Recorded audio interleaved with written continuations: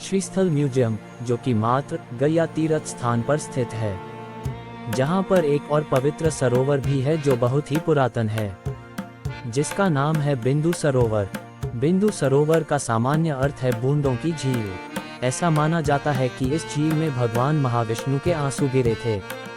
बिंदु सरोवर 5 पवित्र सरोवरों में से एक है।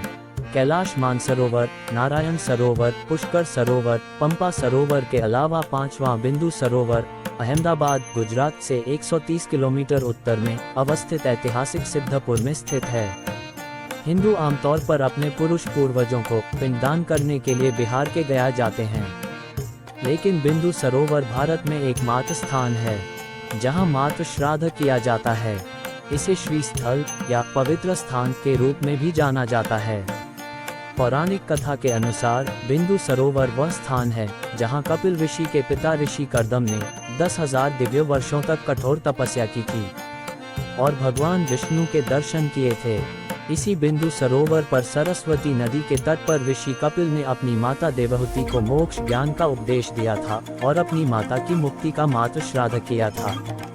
क्योंकि ऋषि कपिल ने ये कार्य हिंदू कैलेंडर के अनुसार कार्तिक के पवित्र महीने में किया था, इसलिए इस स्थान पर हर साल कार्तिक महीने में एक विशाल मेला लगता है, जहां दूर दूर से लोग अपने मृतक माता के लिए अनुष्ठान करने के लिए इस पवित्र सरोवर पर आते हैं।